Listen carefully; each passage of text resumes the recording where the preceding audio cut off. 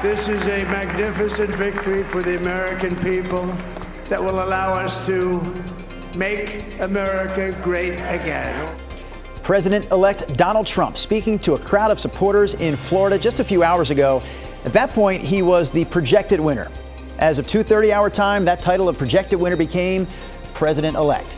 Vice President Kamala Harris, meanwhile, did not speak last night, but she is expected to address the country later this morning. Plus, we have all your election results from Oregon and Washington on this post-election day edition of KGW Sunrise.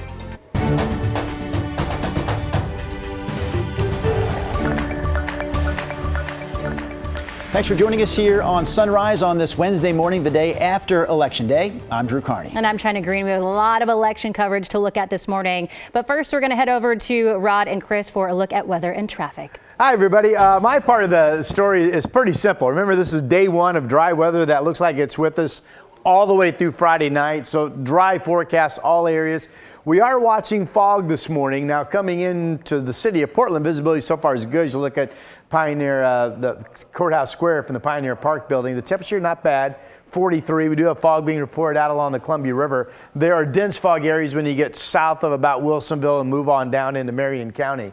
But for the most part, we expect developing sun. 51 degrees at noon. I have a high of 58. Winds will be light, 56 at 5 o'clock. Any problems out there, Chris? Rod, I found some of the fog that you were talking about. Let's take you down to Woodburn. This is I-5 near Woodburn. You can see the fog there, and it gets thicker the farther south you go in the Willamette Valley, down towards Salem, Albany, etc. So be on the lookout for that. Locally alive, look at the traffic cameras here up on the Sylvan Hill. Maybe some low clouds there, but Highway 26 is rolling right along, as is I-5 through Wilsonville. So, guys, so far, no major freeway trouble out there just yet. Thank you, Chris.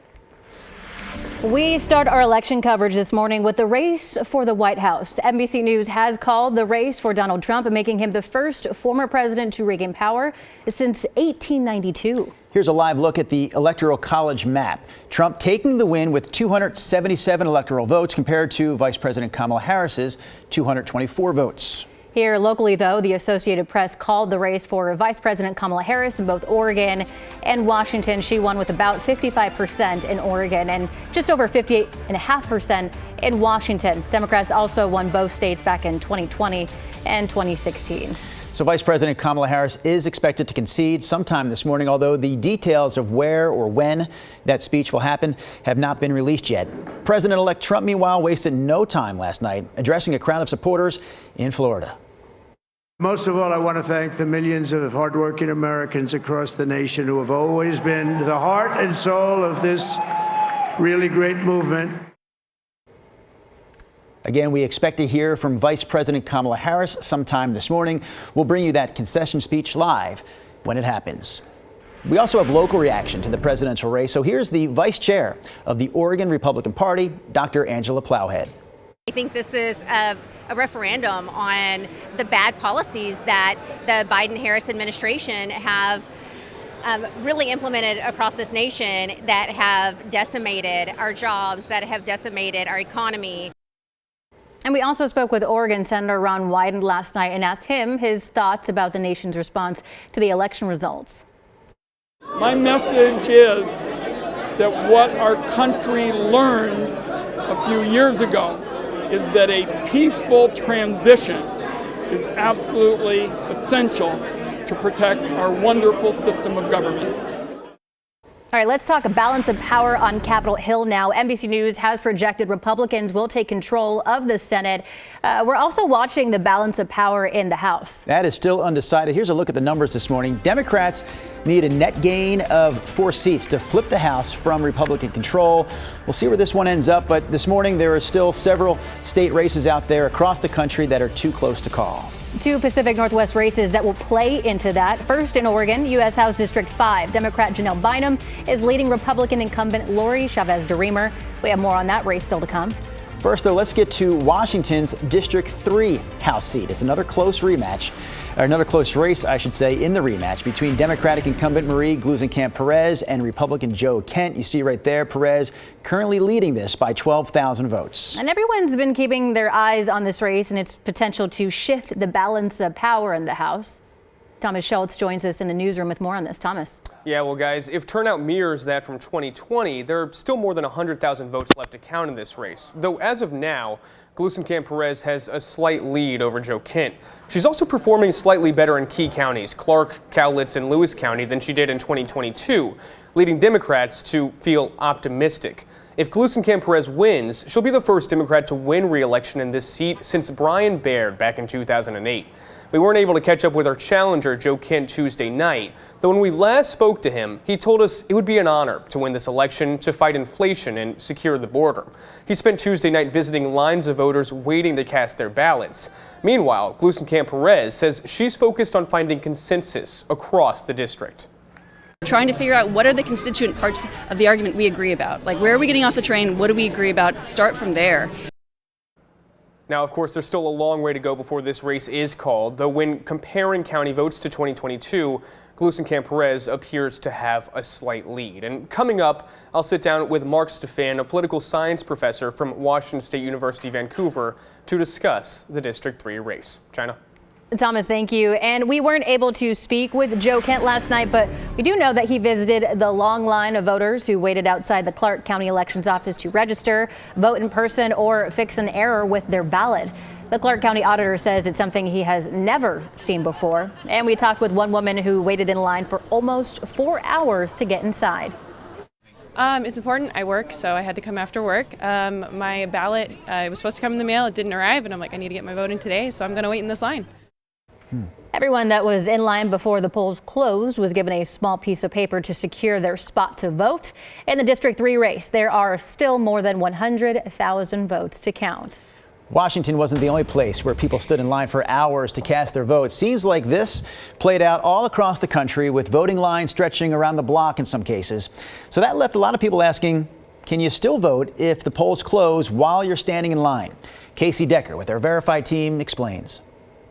In most places, the polls will close between 6 and 8 p.m. local time.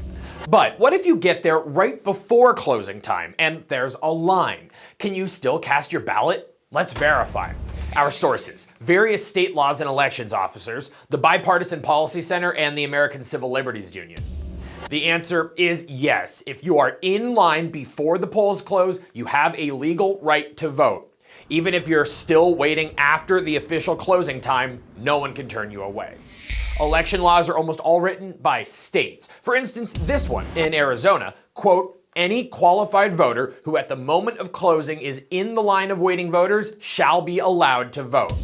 Every state we looked at had a similar law, and many state and local elections officers reiterate the point in their voter outreach. The ACLU's voter rights guide says, quote, if the polls close while you're still in line, stay in line. You have the right to vote. Now, if you get to the polls after they officially close and you still see a line, you're not allowed to join it. You have to be in line before the polls officially close. With your Verify, I'm Casey Decker. All right, let's stay in Washington for a moment here. The Associated Press has called the governor's race for Democrat Bob Ferguson.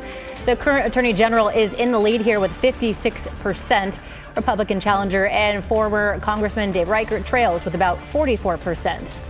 The race for Washington's Secretary of State also called for incumbent Steve Hobbs. Hobbs winning with nearly 60% of the vote over Dale Whitaker. And the race has also been called for Washington's Attorney General as Bob Ferguson leaves the position for the governor's office. The race goes to Democrat Nick Brown with about 56% of the vote over Republican Pete Serrano. Here's a look at some of the measures that were on the ballot in Washington this year. Voters rejecting Measure 2117. There you see it.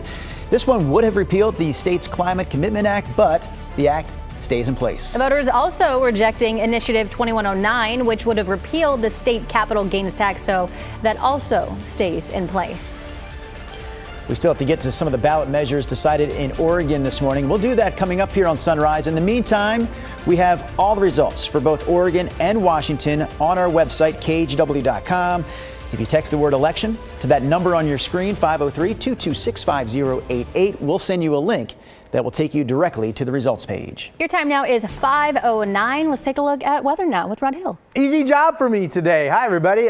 No rain out there. We're all dry through Friday night. And in fact, the weekend rain forecast, which has been kind of all over the board in terms of how much we're going to get or not and when it's going to fall, what makes the most sense to me now is we could be dry all the way through much of Saturday morning, but eventually there will be rain moving in on Saturday. So right now, quiet stuff. We do have a dense fog advisory. This is up for just south of the 205, about Wilsonville, southward down to Eugene, and a reminder that dense fog pockets can always produce some mist or some drizzle. Otherwise, there is no moisture in the forecast. Here's the visibility map. We're fine coming into Portland. Everything that's shaded here is where you really find the fog, and the visibility right now, half of a mile between Salem and down to Eugene. There's also a fog pocket up, looks like north of the Kelso-Longview area, maybe up around Castle Rock this morning.